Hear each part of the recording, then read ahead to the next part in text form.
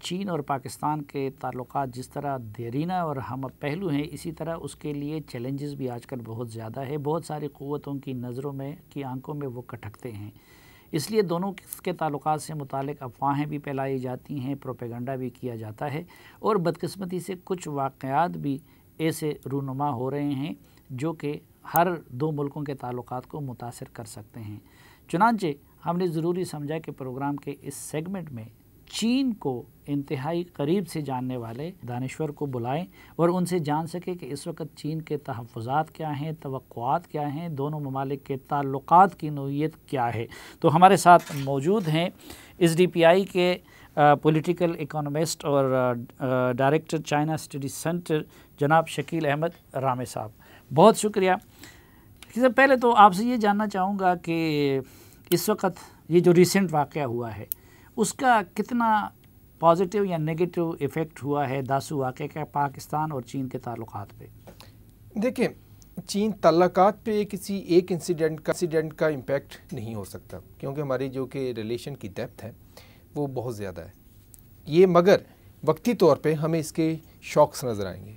کل آپ نے دیکھا ہوگا کہ چائنا نے داسو ڈیم پہ کام بند کر دیا. انہیں اپنے لوگوں کو، پاکستانی کے جو بھی کام کر رہے تھے ان کو بھی کہا کہ آپ ابھی چل جائیں، ہم بعد میں دیکھیں گے، جو صرف ضروری سٹاف رکھا ہے. مگر اس کو دیکھنے کی ضرورت یہ ہے کہ یہ دھماکہ اس کی ہماری امپلیکیشنز کیا، کیوں ہوا، اس کی بیک گراؤنڈ کیا ہے.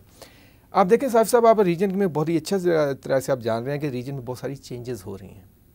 امریکہ کے چلے جانا، وہ دوسری سائڈ پہ وہ ہم بات کریں گے. 2-3 بڑی ریسنٹ ڈیولپمنٹ ہوئی ہیں. ایک 5 جولائی کو جب پرائم منسٹر صاحب وہاں گئے تو انہوں نے کچھ ایم او یو سائن کیے، کچھ ایگریمنٹ اور کچھ امپلیمنٹیشن ایگریمنٹس کہ جو کہ سائن کیے گئے. اور وہاں پر جو کہ سیکنڈ فیز جو چل رہی ہے اس کی اکنامک زون بنانے کی، کہ وہ سائن ہوئی. وہاں پر کمپنیز آئیں، مثلا جس میں اینیمل ویکسین کی کمپنی کا آ رہی چائنا سے، پھر ایگریکلچر مشینری کی بھی آ رہی ہے، پھر اسی طرح اور بھی 2-3 کمپنیز نے سائن کیا کہ وہ اپنا کام شروع کریں گے. ایک چیز. دوسرا، اسی پہ ہمارے ساتھ کے پرائم منسٹر کے ساتھ کافی سارے میں گئے تھے سفیر. اگر اس کو اور کنٹیکسٹ میں دیکھیں، کویت اب وہ گوادر میں انویسٹ کرنا چاہتا ہے، اسپیشلی ریفائنری میں. اگر ہم اس کو صحیح طریقے سے لے کے چلتے ہیں تو وہ کم سے کم 10 بلین کی ہم اس کی ریفائنری کی جو کیا کہتے ہیں کہ انویسٹمنٹ یہاں لا سکتے ہیں گوادر میں.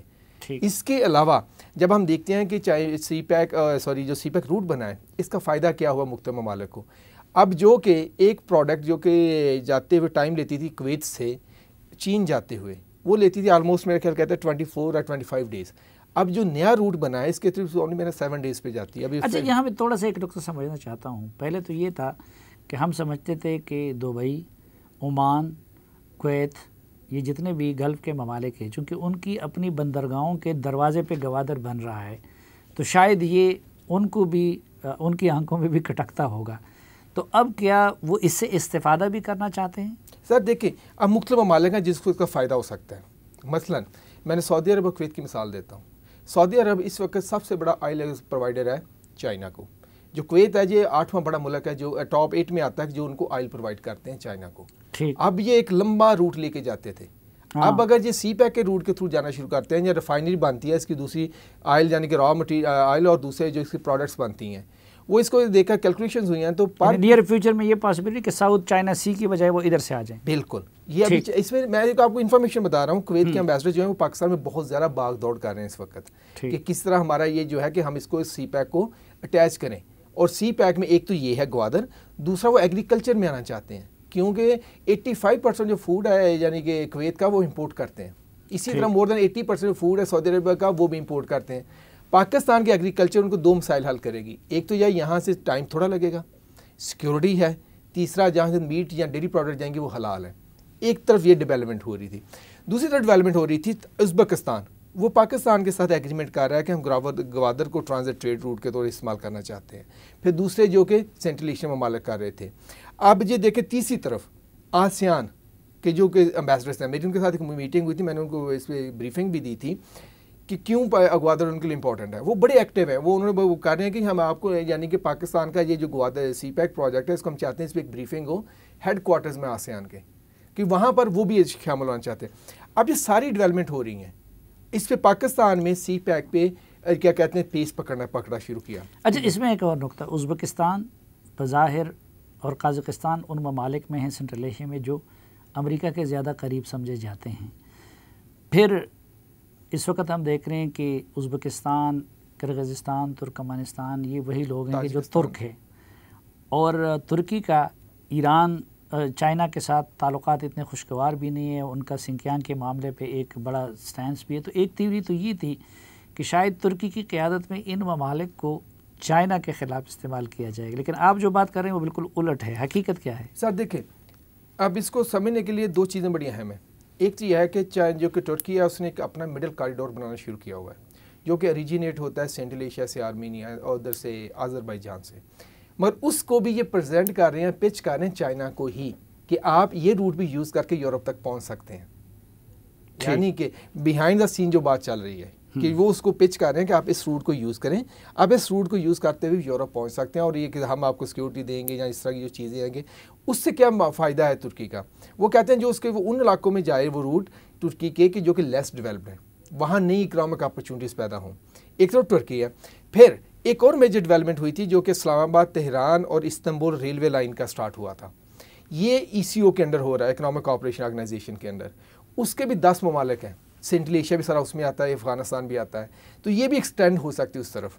اب یہ جو چیز ہے، مگر ان سب کا نقطہ ایک ہے کہ کس طرح ہم نے چائنا تک سیکس کرنی ہے، اس کو الٹرنیٹیو روٹس پرووائڈ کرنے ہیں ٹو ریچ یورپ. اچھا، ایک رائے یہ بھی ہے کہ موجودہ حکومت نے سی پیک اور پاک چائنا ریلیشنز کے معاملے کو بڑا مس ہینڈل کیا پچھلے سالوں کے دوران، اس لیے اتنی پیش رفت نہیں ہو سکی.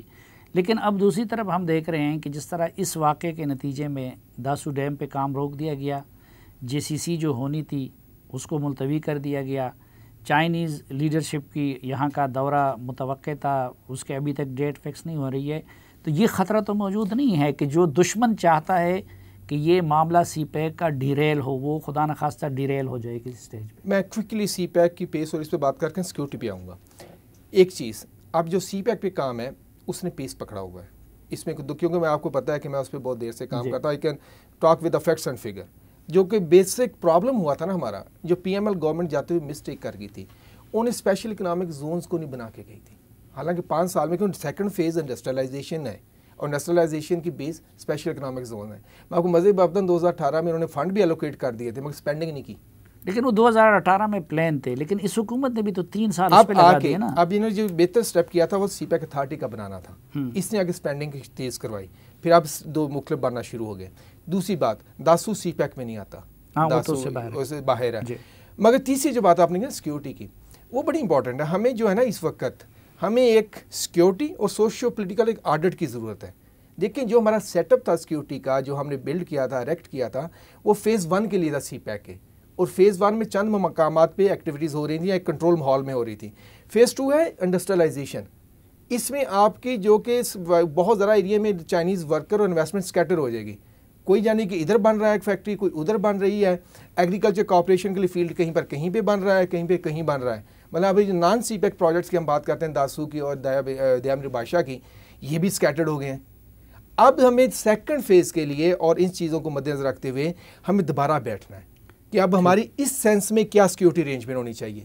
کیا صرف ہم نے آرمی پرسونلز کو کھڑا کر کے سیکیورٹی دینی ہے، یا ہم نے نئی پارٹنرشپ کرنی ہے؟ ایک تاثر یہ ہے کہ آج نہیں تو کل امریکی بھی پاکستان کے سامنے لکیر کھینچیں گے کہ بھائی اس معاملے میں آپ ہمارے ساتھ ہو، کیونکہ شاید ان کا بھی فرنٹ لائن سٹیٹ چائنا کو کاؤنٹر کرنے کے لیے پاکستان بن جائے، اور شاید چائنیز بھی نیئر فیوچر میں ہمارے سامنے لکیر کھینچتے. ابھی تک تو ہم دونوں کو ساتھ ساتھ چلاتے رہے. ایسا کچھ ہوتا ہوا آپ کو نظر آ رہا ہے؟ اور اگر ہوتا ہے تو ہمیں کیا کرنا چاہیے؟ سر دیکھیں، پہلی بات تو یہ ہے کہ ہم کوائٹ کنونس چائنیز کا بھی لکیر نہیں کھینچیں گے. اگر انہوں نے تائیوان کے ساتھ اپنے تعلقات کی لکیر نہیں کھینچی، ان کے ساتھ بھی اتنی ٹریڈ کر رہے ہیں، حالانکہ اس کو وہ سمجھتے ہیں کہ ہمارا حصہ ہے.